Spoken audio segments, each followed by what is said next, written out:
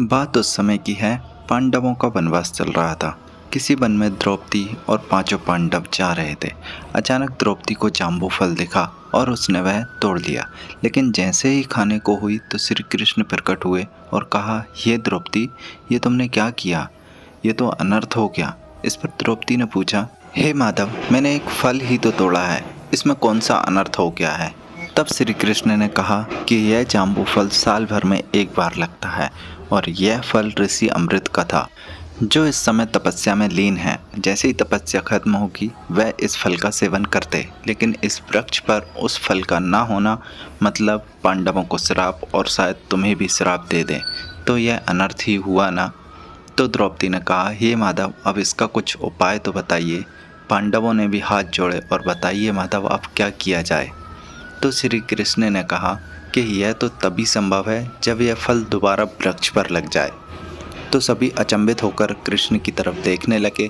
तो कृष्ण ने कहा, अगर सभी अपने अपने मन की बात कहें तो यह फल स्वतः ही उस वृक्ष पर दोबारा लग जाएगा। इतना सुनते ही धर्मराज युधिष्ठिर सामने आ गए और कहा कि मैं पहले बताऊंगा, और बोले, मैं चाहता हूँ कि दुनिया में सच्चाई, ईमानदारी और धर्म का बोलबाला हो। असत्य, अधर्म, कपट, छल दुनिया से गायब हो जाए। इतना कहते ही फल 2 हाथ ऊपर चला गया। अब बारी भीम की थी। मैं चाहता हूँ कि दुर्योधन का अभी वध कर दूँ, उसके जैसा नीच पापी व्यक्ति को मारना ही उचित होगा। इतना कहते ही फल फिर 2 हाथ ऊपर चला गया। अब बारी अर्जुन की थी। अर्जुन ने कहा कि प्रतिष्ठा और प्रसिद्धि मेरे जीवन में खास महत्व रखते हैं। यह दोनों मैंने कर्ण की वजह से खोए हैं और मैं चाहता हूँ कि कर्ण का वध कर दूँ, तब ही मेरे जीवन में शांति मिलेगी। इतना कहते ही जाम्बू फल फिर 2 हाथ ऊपर चला गया। अब बारी नकुल की थी। नकुल बोले कि किसी भी बड़े कुल में जन्म लेने से, मान सम्मान या फिर धन संपदा होने से व्यक्ति बड़ा नहीं होता है, वह अपने कर्मों से बड़ा होता है। इतना कहते ही फल 2 हाथ फिर ऊपर चला गया। अब बारी सहदेव की थी।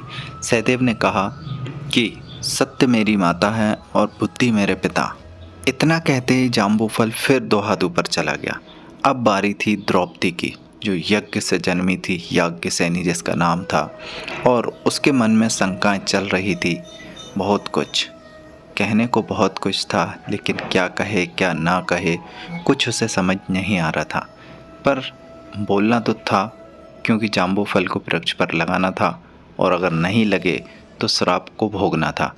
तो द्रौपदी बोली, मेरे 5 पति हैं मेरी 5 इंद्रियों की तरह, मैं उनसे एक समान प्रेम करती हूँ, लेकिन मैं क्षमा भी चाहती हूँ कि कई बार मेरी वजह से उन्हें दुखों का सामना करना पड़ा है। इतना कहा, लेकिन यह क्या, जाम्बू फल अपनी जगह से नहीं हिला। पांडव और श्री कृष्ण द्रौपदी को देखते रह गए। द्रौपदी घबराकर कृष्ण की तरफ देखने लगी। कृष्ण ने मुस्कुराकर कहा, सच बोलो द्रौपदी, सच। हे कृष्ण, आप तो जानते हैं कि मैं इन 5 की पत्नी हूँ, लेकिन मेरे मन ने कभी यह गवारा नहीं किया कि मैं 5 हिस्सों में बटी रहूं। 5 हिस्सों में बंटने के लिए कितनी बार मुझे अग्नि परीक्षा देनी पड़ी है। इतना कहा और कहा, भगवान शिव से मैंने 5 गुणों वाला पति मांगा था, लेकिन यह मेरे लिए श्राप बन गया। 5 गुणों वाले व्यक्ति तो मांगे, लेकिन 5 अलग अलग व्यक्ति दे दिए।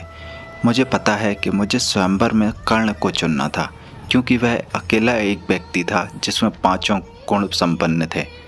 लेकिन मेरी किस्मत देखो, किस वरदान भी मेरे लिए श्राप बन गया। इतना कहते ही पांडवों की आंखों में अश्रु थे। द्रौपदी भी रो रही थी, कृष्ण मुस्कुरा रहे थे, और देखा कि जाम्बू फल सीधा उठा और वृक्ष की डाली पर जाकर जुड़ गया।